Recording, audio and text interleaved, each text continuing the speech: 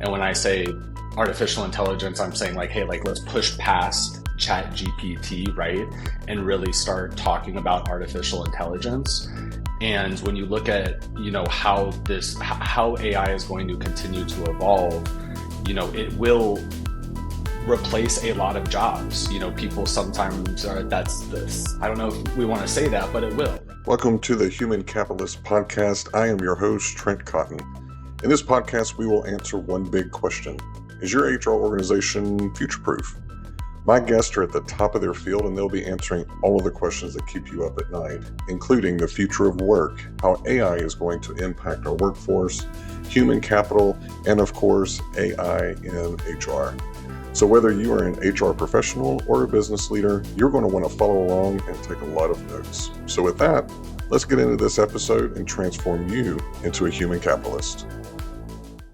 All right, welcome back to the Human Capitalist Podcast. I have got a panel friend. I think that's where we met, Alex, wasn't it? Was on a panel talking about the future of recruiting and the future of talent. And so I've been after him for a while. Mr. Alex Papageorge, welcome to the podcast.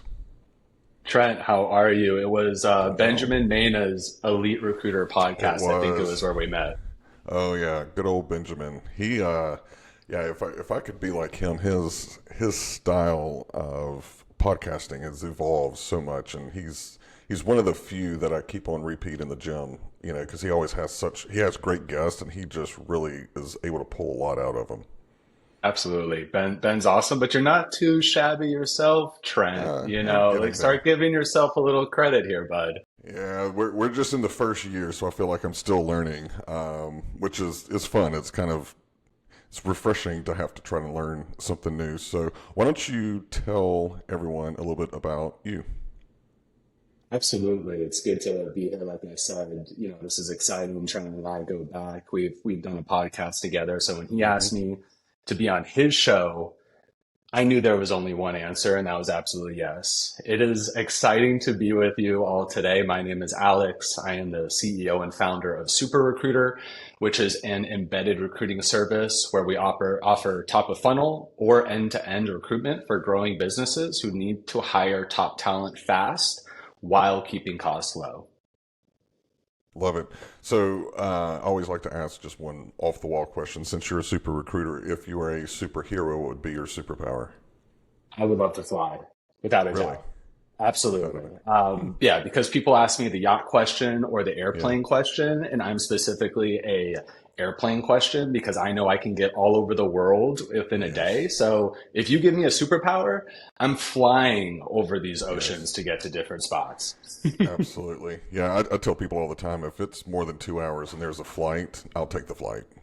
We won't mention what happens on that flight, but we'll take the flight. Right, we'll take the flight. Well, the whole podcast is about the transition of HR into more of a human capital mindset. So looking and really owning the people role in a way that you're more of a strategic advisor and your commodity or your portfolio is the talent within that organization. So if you were to look forward maybe a year or 5 years, I usually ask 10, but I don't think any of us feel really good about going 2 years out with the rate of change. But what does the human capital world look like in the next 1 to 5 years? Great question. In really the short term, Trent, I believe in a continualization of globalization of workforce. I think that when COVID hit, companies were really exposed and educated in not just what can get accomplished remotely, but also the level of talent that you can access at a global scale. And I experience it ourselves, with not just resources and human capital that we find for our clients, but also internally. I found myself steadily going to parts of the world, such as Europe or Latin America, that I may not, have a couple years ago. So I absolutely think the globalization of workforce, as well as this idea of fractionalization of workforce. I think that this idea of you don't necessarily need to hire someone full time to get that benefit that someone could offer, and that ultimate end result, right, which is what you're hoping to essentially pay for when you are, hiring someone to do that job. So I believe that globalization is going to continue, as well as this idea of fractionalization, which will allow companies to scale with different resources without needing that burden of all that operational cost. So, do you think that there will be more of a gig workforce in the very near future? Absolutely. I think the gig economy itself is only going to continue to grow, especially as artificial intelligence continues to get adopted. And when I say artificial intelligence, I'm saying like, hey, like let's push past chat GPT, right? And really start talking about artificial intelligence. And when you look at, how AI is going to continue to evolve, it will replace a lot of jobs. People sometimes are, I don't know if we want to say that, but it will, right? And you don't want to get caught not having a job because you didn't go ahead and learn some of these advanced technologies early, because I'm a firm believer that, recruiters will not, it's not like we're going to wake up one day and recruiters are going to be gone. It's not like we're just going to click a button and something's going to happen and recruiters aren't going to be needed. We are in a people business at the end of the day, right? But let's just say you want to be the person pushing the buttons, right? That's where you want to be over the course of the next 2 to 3 to 5 years. And, the people who are learning today and starting to get that interested bug are going to be those people that really, survive and thrive in the future. So, do you see the world of human capital less about managing the processes, more about managing like AI agents, for example? I do. I Yeah. do. In Super Recruiter, we have a lot of AI and automated workflows that we already use. And when you start to look at the future, I believe it was Google that just released their new mega chip that was called Willow, I believe.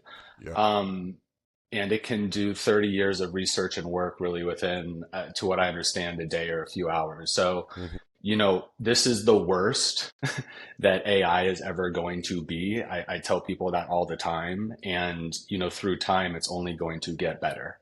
Right. And if you look back over, let's just say 18 months, because I kind of feel like that's the timeline.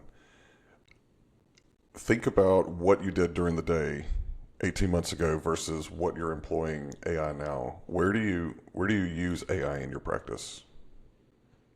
We use AI at the top of funnel. I find that the most beneficial today. I don't believe that AI is in a position, nor should you try and write full messages with AI. I don't believe that it's there. And, today when you email people coldly, people's guards are already up, right? So when they start to read those robotic messages, it really turns them off to the idea of even liking or responding to you.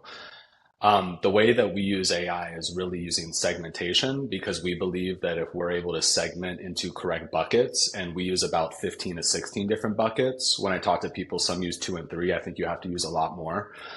You're able to talk to them directly, where you're not really relying on AI to create these types of, algorithmic matches to say something kind of, relatable to person. You can just talk to them directly because you've segmented so far, to really understand what those pain points are of that person that you're reaching out to. So that's really how we use it today, is really top of funnel, both on outreach, new business development, as well as candidate outreach, for our current portfolio of customers. Makes complete sense. What are some of the AI trends that you're watching? AI trends that I am watching Mm. are specifically to the idea of recruitment and HR. I would say the idea of actual human chatbots. I think that starts to get really scary, because it is a lot more advanced than people do realize. And, when you look at running a business, as, some people may be listening to this and they may be, a corporate recruiter, they may be working at a staffing agency, they may be running their own business. But if it is in your mind to run your own, recruiting agency in your own firm, you'll start to recognize very quickly that human capital is one of the more expensive parts of operating a business. And if you're able to achieve, the results of say five recruiters by hiring one recruiter, your operational costs decrease dramatically, therefore increasing your profit margins and actually making your business more profitable and successful. Hmm. And I know you are a big proponent of what they call no code types of integrations, right? I I love no code. In a prior life, if you connect with me on LinkedIn, you can scroll and see that I was a co-founder of Candice. So I am a little different in the fact that I am a recruiter, but I also have built a tech product. We raised capital. It was a mobile application. So I've been exposed to that world for quite some time. So I've always kept my ear to the ground. And I think kind of with this idea of artificial intelligence, it's only going to allow the techie, and this idea of no code, is going to level the playing ground for people who aren't exactly engineers or developers. And, today people, the biggest gap that they see in building a tech product, right, is this idea that they don't know how to code. So if you use a platform, such as Bubble, you can quite literally build a SaaS product without knowing how to code in, C Sharp, Java, JavaScript, React, whatever that may be, and have a functional application that people like you and I can use. So that's incredibly exciting, especially as AI gets smarter. A lot of use cases right now are for developers to copy paste and put their, code in a GPT and say like, hey, what's wrong with this? Yeah. But now, like, imagine a world where, Trent, you think of an idea and you can go ahead and tell a chat GPT type of like AI bot what you want to create. And within, minutes, have that working application ready to go for people to use. That's the type of exciting stuff we're talking about. It's interesting. I was trying to come up with a human capitalist, like a risk assessment, because I know whenever I'm talking to a lot of organizations, whether it's a founder or executive teams who are worried about their HR organizations, they always say, can you kind of do like a risk assessment? So I wanted to automate that. Tried GPT, wrote the GPT, and sometimes it worked, sometimes it didn't. It wasn't consistent. And I was like, all right, this is not going to work. Tried Google's Gemini Gem, which I love. I'm actually a bigger proponent of Gemini than I am ChatGPT, but both have their place, both have strengths, and so you just got to know which one is better for what task. So I wrote the Gem. Gem didn't work, and I get frustrated whenever I feel like I should know how to do something and I can't. And this was a Saturday. I spent probably 3 or 4 hours trying to work on it and get it done, and I was just getting frustrated. And my husband says, let's go to the gym. So we went and did our workout. In the middle of the workout, I said, Claude. Because I remembered watching someone on Talent Connect talk about Claude. And I kid you not, came in, basically put the same prompt in there, and I said, I want an application that does this. And another screen pops up, and it's doing all the coding. And it goes, here, test this. And it just absolutely blew my mind. So, and what's the service that you were talking about? Bubble? Yeah, Bubble Okay. IO, just like you'd think, like a bubble bath right there. Okay. Well, I am going to have to check that out. So that's, yeah, I think no code is pretty interesting. And for your HR person who has no idea what no code means, explain that to them.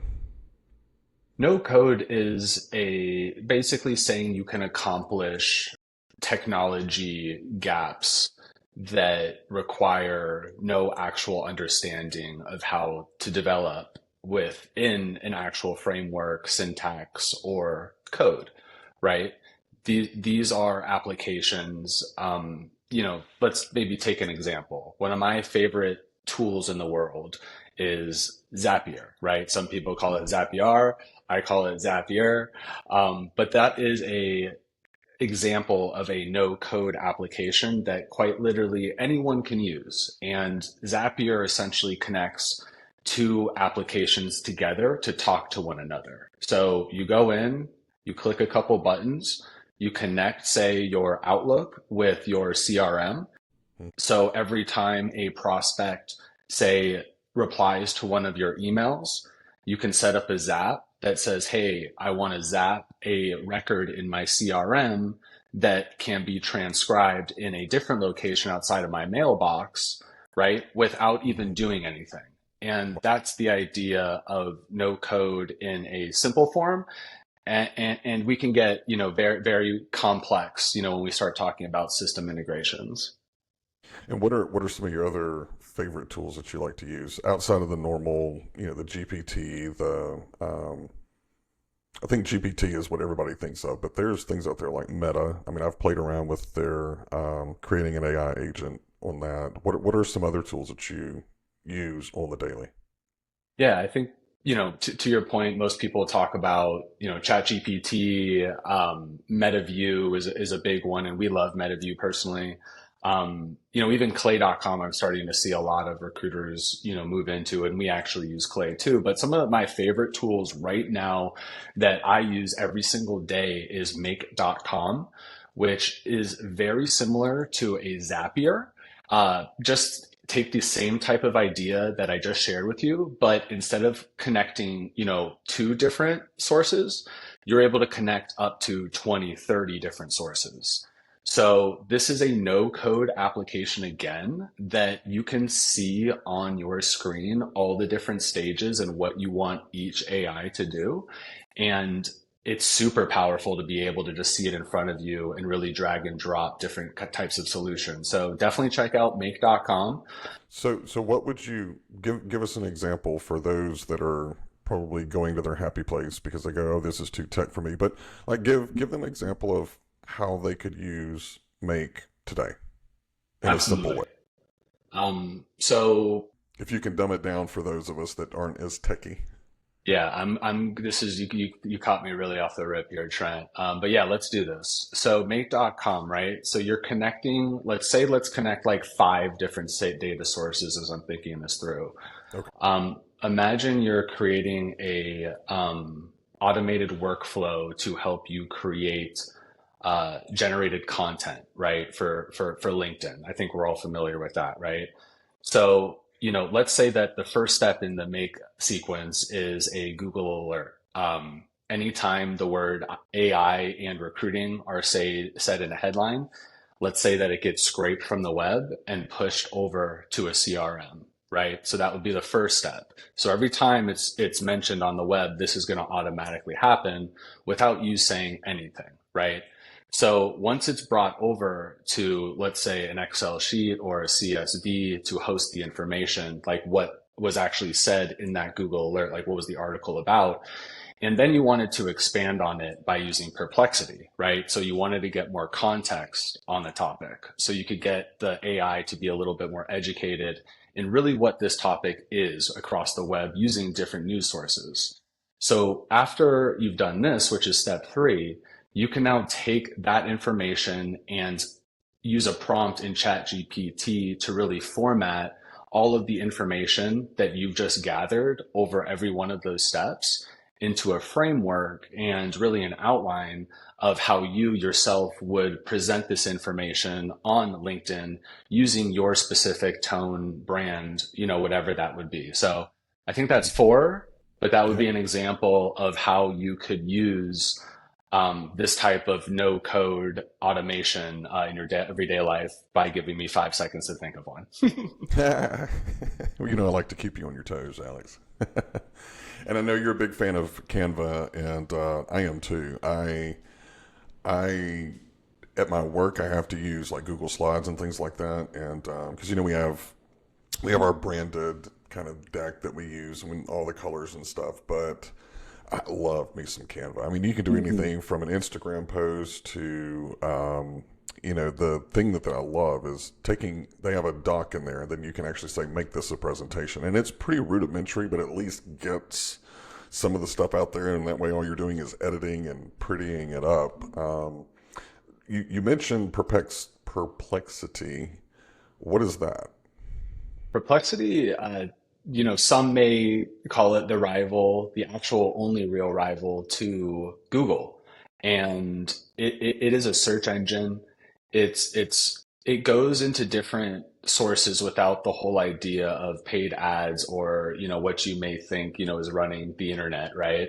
Mhm. So it's a rather non-biased area that you can go and pull information from different sources and really kind of search for the answer that you're looking for differently than how you would go about it with Google. If you haven't just played around in Perplexity, I just say go check it out and just start browsing around on a topic that you're interested in. Could be topic, travel, cooking, basketball, HR, AI, whatever that may be.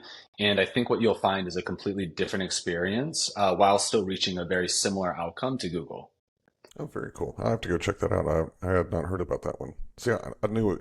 I knew having you on, I would learn things. So I'm glad we did a run of shows. So I'm not sitting here trying to take notes. I've got all of this in the note that we shared prepping for the show. And for all the listeners, I will put something in the description of all the stuff that we're going over, so that way you don't have to, if you're driving, stop and write it down or anything like that. I'll take care of that for you. So, all right. So in our virtual green room, I gave you a little bit of hell about stringing me along because you're like, oh, you should see what I'm building. Oh, this is great. And I am tired of that. Can you tell everyone give everyone a little bit of a hint of what you're building at Super Recruiter? I can give a taste. I can give a taste. I think by the end of next year, it'll be really fully up and running. But at Super Recruiter, we're all about creating a transparent and reliable and predictable system of recruitment. With the way that we go about our recruitment is a systematic nine reach outbound campaign that leverages text message, email, as well as LinkedIn itself, all using AI to create the actual messages that are being outbound and sent. Now, the beauty of what we're creating is an internal system that takes the feedback from our clients and our portfolio so that when they get a candidate, they're able to offer real-time feedback, and we're able to automatically go back out into the world and identify candidates using some proprietary technology, as well as a clay table that we already went ahead and built to go out and find candidates without needing a human to. So this is really our first step into creating a AI agent that can really totally absorb the sourcing stage of the entire recruitment process. I love that. So I saw a quote, I think it was Gallup, that said 45%, I think they said by 2027, 45% of the recruiting process will be automated and leveraging AI by 2027. I think I would probably move that up, honestly, all the tech that I'm seeing. And then, do you ever watch Adam Posner's podcast? Yeah, I think you've been on it, haven't you? I haven't. Haven't been able to connect yet. Okay, yeah, you two would geek out on all kinds of things. That is a must. You've got to make that a priority in 2025. But he threw out a wild stat that like 80% of the recruiting jobs will no longer be there. And I don't remember what year he said, but there's a lot of angst around this. If you are a recruiter and you really enjoy recruiting, but you want to remain relevant over the next several years, what would be your advice? Biggest advice is to just learn. It is really just to get curious. You know, by now you've read all about AI, you have this idea about what is AI. You may have used Chat GPT, right? And just start to think about how you can kind of take this to the next level, right? And if you've used Chat GPT, go ahead and create a custom, GPT bot where you can really have a conversational AI to help you in some part of your day, right? And I think that that's really the most important part. If you're feeling anxious, if you're feeling nervous, you're not alone. Do understand that too. Everybody is feeling that angst. And I think the best thing that we can all do, because this is myself included, is really just do something about it, right? Don't sit there and just let this happen, right?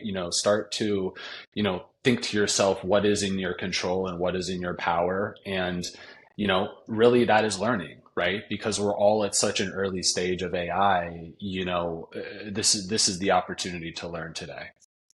And I know you're big on analytics as well, from a performance standpoint of making sure that you're doing the right things. Um, Are you leveraging AI in your analytics platforms?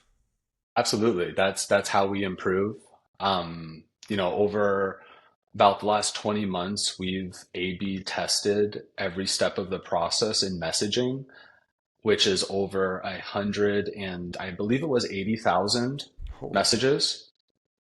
And when I talk to companies, and right now, we're totally at like cap's end. We're hiring a couple internal positions. I'm actually looking at office space a little, Oh, okay. later today, which is, super exciting. But it is, yeah, it is happening all around us. It's funny the amount of time, and I'm weird. I'm a data guy. I love getting into it. And I think I've shared this before that now I have to catch myself because it's been a routine for 20 years to get the data, clean the data, write all these complex formulas, to actually, I'm getting better because now I'll stop about 5 minutes into it. But, Yeah. early on it was about 30 minutes of going, I wonder if AI can do this. Now it's let me put it in there. And then now I know how to guide it to get the answers that I Y- want. Yeah, and sorry to kind of, No, please jump go in. off, tracks there, Trent. To your question about data, and analyzing it, I tell folks that, if you're not doing this, how can you continuously improve, right? And, I come from a world that, I started, Super Recruiter almost 2 years ago, where I worked at a big agency. It's a global company, and I left the firm as a second highest producer in company history. Mm. Like, don't get me wrong, I have placed a ton of people, but when I walked into that agency, I recognized that every single agency does things the exact same way. And it is completely manual, and there is no sense of continuous improvement. And if you're not able to say, hey, does the red button convert more than the blue button? If you're not able to simply make that assessment based on information, then you really ought to start, right? Because that's really how you use data, is by continuously, improving. And over all the hundreds of thousands of messages we've seen, I tell people that we have a crystal ball, right? Like, I can tell you what time email should be sent, what the subject line should be to improve your open rates, what's your call to action to skyrocket your reply rates, right? Like, how does the body of your message look to improve conversions, right? That's what Super Recruiter is really all about, is it's creating a lower cost per hire without relying on traditional means such as job postings. Because the reality is 70% of candidates are passive. And if you're relying on job postings, you're tapping into one specific candidate, which is an active candidate, but it is only 30% of the entire candidate pool. So these are things you must consider, moving forward, especially with, who you hire as a premium. Well, and also let's acknowledge the fact that because of Easy Apply and some other technology that was supposed to be making things better that has actually made things worse, when you go in and you're looking at the applicants, it's shut right now Hmm. Hmm. because you've got people just applying just for the sake of applying, and it's really hurting the people who are qualified and need that job. So I love that you called that out. There was something else you said. Oh, the agency side. So I want to unpack that a little bit. Fast forward, a couple of years. The agent. Let me preface this with I have noticed working with agencies and especially RPOs. They want to do the great new idea, but they are just so strapped to this is how we've done it and this has always been successful. How, where do you see those markets, the agencies and the RPOs in the next several years? It's a great question. To be honest, Trent, we never worked with like specifically staffing firms, right? Mm-hmm. Agencies up until 4 months ago. And today, fast forward, we work with three. So this idea, right, of actually these agency owners, and my personal experience is that they know something is happening. They just don't know how to in particularly get there. And, for somebody like myself, where I can turn around and say, hey, I can offer a 10x on results for a lesser cost than you hiring and training and managing and assuming the risk of this person. We're, You forgot we're, you we're, forgot a part. Hiring, training, eventually losing. Exactly, right? person. Because I mean, there are some that are just a damn. I mean, they just churn and burn through people. Absolutely. I'm not going to name any names, but one starts with an R. You Oh, know which one I'm talking for about. some reason, I think I know that one. We I probably know. all do. I know. It I has think I two am words, one of the right? few who have been in recruiting for 20 years that does not have that R somewhere in my experience. But you know, and I do a lot of speaking and stuff with RPOs, and it's the same thing. You know, they get well. Bank of America, who uses us as the RPO for their branches, they're never going to Jink. I don't know. I mean, if I were in that world or in an large agency, I would be up at night. Hmm. Work. Hmm. Hmm. Yeah. And I do talk with a lot of agency owners, and the first thing that normally comes out of their mouth is that the same stuff that's always worked just isn't working anymore, Yeah. right? Shocker. Yeah. You And know, don't you just want to kind of go, how long have you been in recruiting? Like, you know, whenever I started, I used phone books. You know, I had a phone book from every market that I covered. And that was, I remember when Google came out. hmm. Do you remember having to go and learn all of those search strings and Yeah. the Boolean and all that other kind of stuff? And there was even an accreditation that you could get that said that you knew all of the different search strings and could pass. Oh God, airs. That's what it Hmm. was. Because I remember I was working for a bank and they were paying all of us to get airs certification, AIRS. I don't remember what it stood for, but all I remember is getting this two huge, like 5-inch binders where they had printed out all of the material for us to go through along with the webinar, and then you had to get trained. And so, but that stuff, I mean, it still works, you know. I use that X-ray search all the time whenever I'm trying to find something. And I was doing it not too long ago, and my husband, he's 13 years younger than me. He goes, "What are you doing?" I said, "It's Boolean." He goes, "Just type it in the thing." I was like, "No, this gets it much quicker." Yep. This Yep. is like old school. That's my old school coding. So you are also kind of tapped into the market, you know, supporting your clients. What are you hearing from clients about their concerns or questions or angst or whatever the adjective is about the workforce?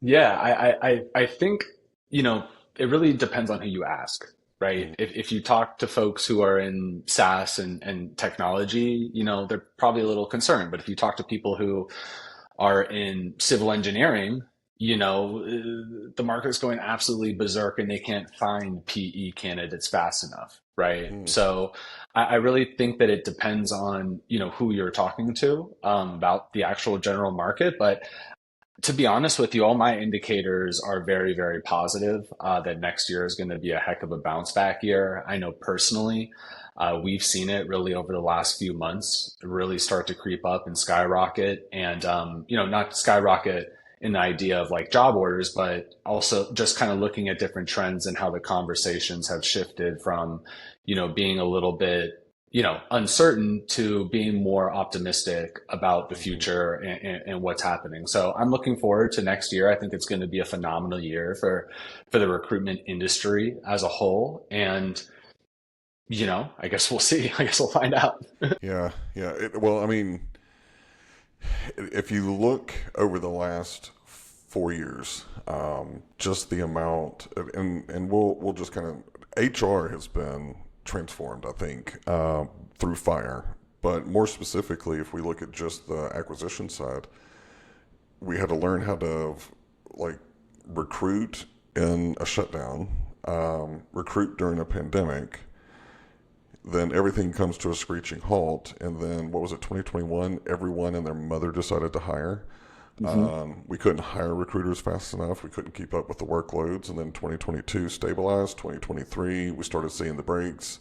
And I was telling you before the show that I have deemed that 2024 is Squid Games, because that's really kind of how I think a lot of us have felt. You know, it's like there's a little bit. There was several points throughout the year where there was a little blip of hope, and then it just tanked, you know. And so I'm with you. I am ready to get to 2025, and let's just deal with whatever 2025 is going to bring us. Yeah, I'm with you. I think Game is which Squid Game next season is actually next year too. Oh, So really? I am excited about See, that. now And I watched the first episode. I could not get into it. My husband binge watched it. I'm just like I can't. I feel like I get anxious with that kind of stuff. Those kind of movies and like Saw, they really bother me because it's like, what would I do if I were in that situation? And then I don't sleep for 4 or 5 days, so that's just not good. I don't blame you. That Jigsaw stuff, what are they up to? Saw 9? They Oh might be yes, catching Fast and the Furious here.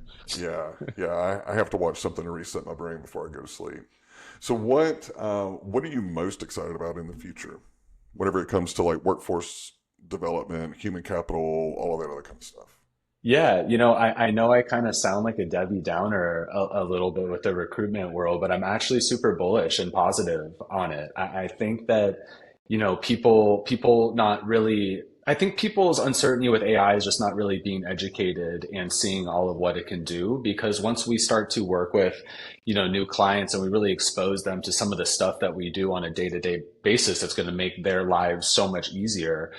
I really do think that like people want this kind of change. Yeah. So I think it's a super interesting, industry place to be in. And, the other thing too, Trent, as we're kind of talking about, recruitment specifically, I also view recruitment as like, hey, like as long as there are people working in the United States and the world, like there will be the need for a recruiter, right? Like recruiters go out and find the best talent for their organization, right? It's not just posting a job and seeing who applies and of those people, maybe picking the right one, right?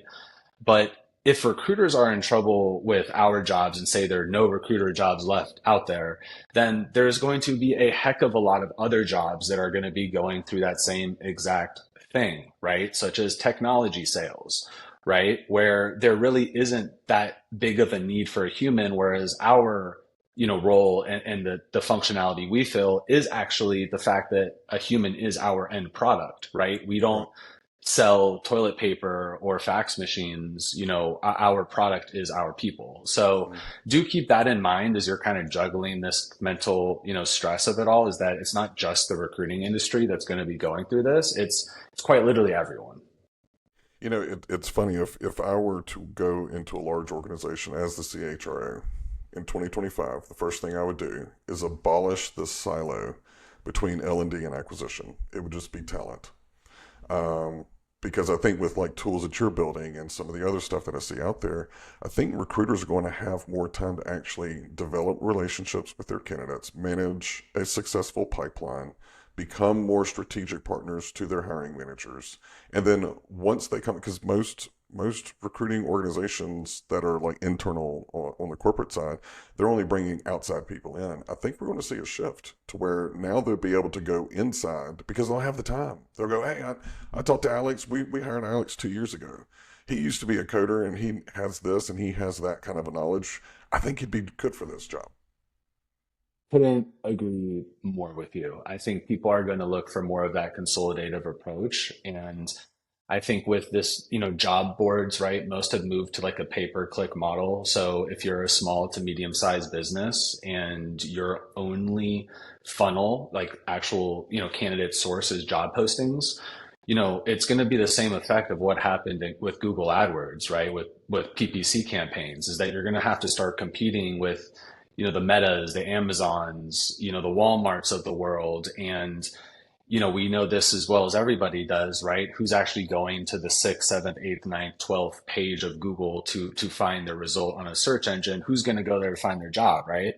So as costs continue to increase and really supply of this specific candidate source continues to decrease, I really do believe companies are going to need another way to go out and find, those that top talent that they need to really drive their business forward. And, that's exactly, Trent, what you were describing. What we do with our clients is offer a, consolidative approach, really manage end to end or top of funnel, take this off their plate.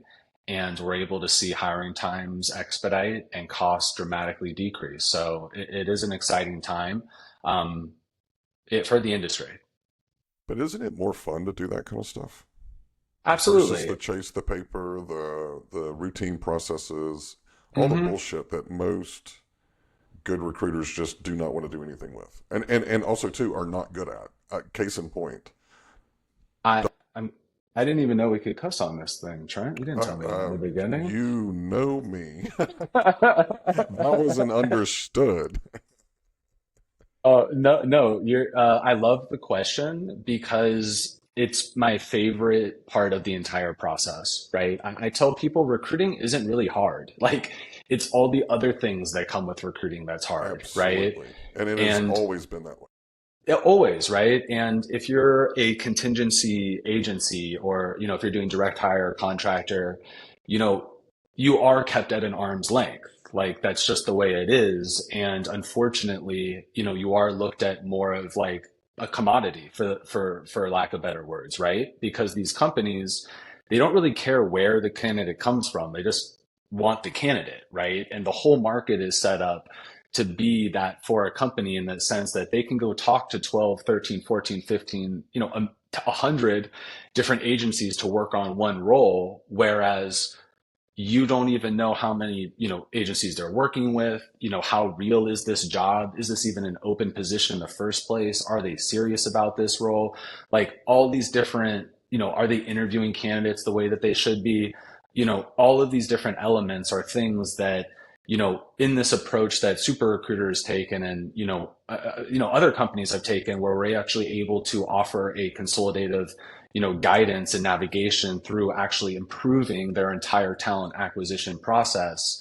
That's exciting for me to just be a part of it and watch that aha moment. But it's also exciting to me because there's also bigger challenges that we can go tackle as an organization, as a department.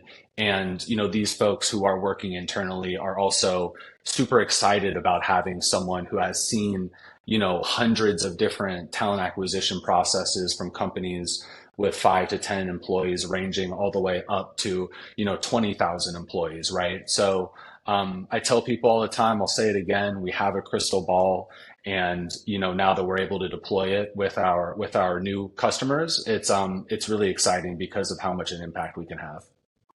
And as a practitioner, working for large organizations running their TA departments, I always valued more the agencies because there was always a time that I needed us to use an agency because it was niche or it needed to move fast, or I knew that they already had candidates because they had placed people before. So there was a time and a place for them.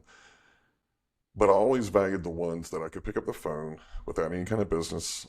And I'm thinking of iTax Solutions, Ben Branch. He was one. I could pick up the phone and say, hey, we're running into some compression issues on our tech side in this market for this skill set. Are you seeing the same thing? And he would validate or invalidate. Um, there would also be, he sometimes he would give me some competitor inside knowledge, like, hey, I didn't tell you this, but, and at the end of the day, what everyone in human capital does is based on relationships. If you have a strong relationship and you're ready to adapt and you're ready to evolve, I think that you're going to be just fine. But if none of those three in that equation balance, then I would really look at trying to find a transferable skill and getting out, because you're not going to have a job. And I'm going to get so much hate mail for that, and that's okay. I'll read it. I'll check in with you in 3 years and see if you're still employed in human capital. There you go. And I think, Trent, too, something you mentioned 10 minutes ago was something that excited me. Whereas, all of this AI, top of the funnel, right? It's all about like converting candidates, for what goal, right? Like, what's the objective of all of this? It's really to get that candidate on the phone with one recruiter, right? No matter how you get there, what platform you use, what messaging you're using, how many messages you sent, which platform you actually did reach them, like it's all to connect that conversation, right? Mm, So it excites me because like that's really what a lot of recruiters enjoy, is that people element of it, building relationships with yeah. folks. And if we're able to let the robots take care of all the technical scientific stuff and let us take care of handling a person and really taking them down that candidate journey effectively, then in my opinion that's a better use of our time.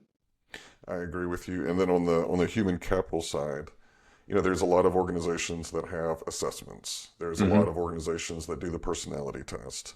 And they've got, I mean, just think about the amount of information that you have on your employees. You have their work Hmm. history, you have their internal work history, you have reviews, and there's so much data that I can't wait for the day that I'm sitting down with a team member or doing performance coaching, and not performance in a bad way, but like, what's the next step for you, what's this, what's that, or even if they have some conflict management, then I've got my little agent on the side that says, hey, Alex and John, if they're having conflict, it's because they communicate differently based off of their assessment results. But you can bring up the fact that both of them worked here, both of them have done this and tried Hmm. this strategy. Like, I have to figure that shit out on the fly, like trying to pull all the information together. So I'm looking forward to having my little co-pilot, that will be something that I can keep up, and that way I can, as a practitioner, I can bring even more value, to our executive leadership, to our clients, and to our employees. So if you had to wrap all of this up in a nice, neat little bow, what would that be? Call it your mic drop moment. I don't know if I have any mic drop moments for us. Maybe not this early in the morning, Trent. Maybe catch me at like 11, 12 p.m. But no, I think that this is just, it's always good to catch up with you. And I think just the biggest thing I can tell people is just get curious, um, read books, listen to podcasts like Trent's, watch YouTube videos. Oh I yeah.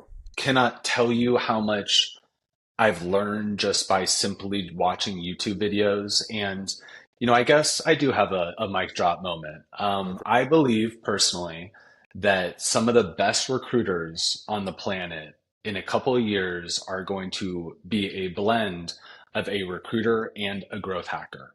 And when I say growth hacker, people focus on the word hacker, which they shouldn't. But when I say the word growth hacker, I'm talking about creative campaigns that they're able to attract the right type of candidate super quickly, and who have mastered the idea of cold outreach, not just for customer and client acquisition, but also candidates as well. So I really do believe that those skill sets are going to blend together more than it ever has. I love that.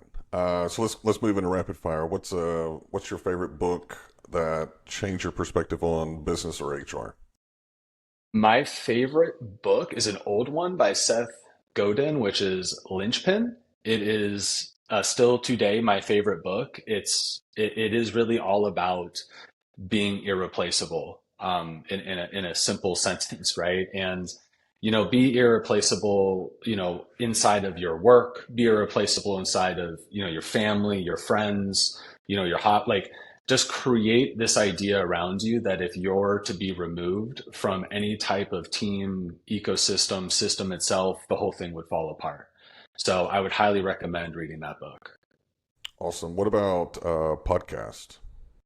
My favorite podcast, it's definitely Bill Simmons. The BS podcast is my absolute favorite. I have been listening to it for gosh about a decade now. Another one used to be Robin Hood Snacks back in the day, before they sold to Robin Hood. That was super awesome, like a 20-minute, super digestible. What are the three hottest stocks in the last 24 Oh, hours and cool. why? And this is a really old school one, but this is back from my tech startup days. It's by Gimlet Media, and it's called Startup. It is I have to a check it out. check it out. Everyone listening, check it out. It is a amazing, just step by step process, which is really the true startup story.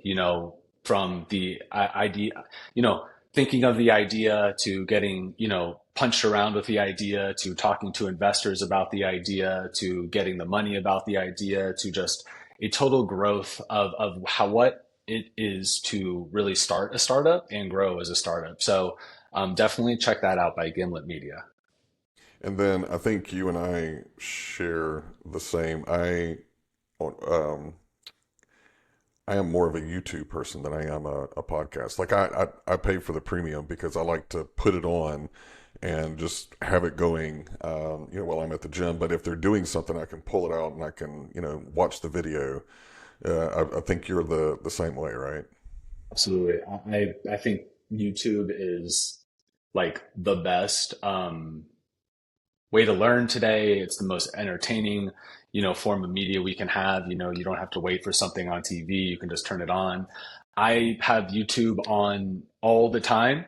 And yeah, a lot of what I do today on a day-to-day basis and, what I've learned in AI has all been through, funny enough, Same, YouTube.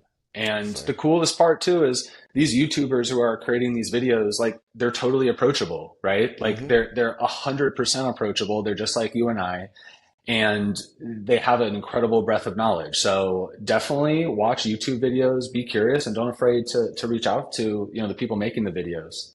No, absolutely. And if one of the things that would always kind of frustrate me is I would hear something great, and of course, I'd be at the gym, so I don't have anything to take notes on. Hmm. So if you have that same problem, I did do a video. I created a Google Gemini gym that basically, because the thing I like about Gemini is it actually has access to YouTube because Google owns both. But I wrote a little, like a GPT for Gemini that basically will look at the link and it gives me, here are the top points, here are the speakers, here's anything that they referenced. And so now it's like I've got my own little system that I'll put that in there and then I'll copy and paste and put it in my Notion, because there's so many times that I'm talking to someone, I'm like, I watched a damn YouTube video on that. What was it? Now I can just go into Notion and search and say, I know it had Alex Papa George on there, and it'll find exactly, what the notes and stuff are. So if you are interested in learning how to do that, it's super easy on Gem. Go check out that video. I think it's called, I don't remember. I'll put it in the show notes. So where can people find and engage with you? Right now on LinkedIn, Alex Papa George is not. There's not too many of us out there, No, no. There's but there only is one that's got one. that bright yellow. Yeah, I was gonna say, I was like, but nobody has that bright yellow background. But Yeah. but no, connect with me on LinkedIn. We're gonna be doing a lot more content next year, in relation to doing, more YouTube kind of how-to videos, and we're starting up a Twitter. So I've always told to go on Twitter and do my thing on there. So I'm interested to go check it out. So if you're on Twitter, if you're listening to this, feel free to shoot me a follow. I think that's what they do on there. And I'll see you tweeting. Yeah, tweeting. Yeah, we're gonna have to work on your vernacular before you go all in. And by the way, it's called X, by the way. You're right. Yeah, I'm off to a hot start. might want to get your AI agent working on that. But you gave me an idea. What I asked both on my newsletter and people that subscribe to the blog, I gave them a form and just said, hey, what's the problem that you're trying to solve in HR that you wonder if AI could do the trick? There are a couple that I may bring you back on and just watch how, like, just do a share the screen and see how you solve it. And then maybe I could do the same thing and give people two different options, because I'm sure yours is going to be a lot more elegant and complicated. Mine will be more rudimentary. So that way, depending on what scale they're on. But I think it'd just be kind of fun to watch how you work, break some of this stuff down. Yeah, totally. I'd love to do that, and I think that's kind of what we have in mind for the YouTube channel next year is just, how can a recruiter with zero experience in AI or technology, implement AI on a day-to-day basis, and how can they benefit from it, right? And Awesome. I think just super bite-sized pieces of content and doing that with you would be great, right? And we can kind of, just make people a little bit more comfortable with this idea moving forward. So hopefully that Mhm. can stir some curiosity out of them. I love the idea, Trent. Well, let's make that a priority in 2025. Deal.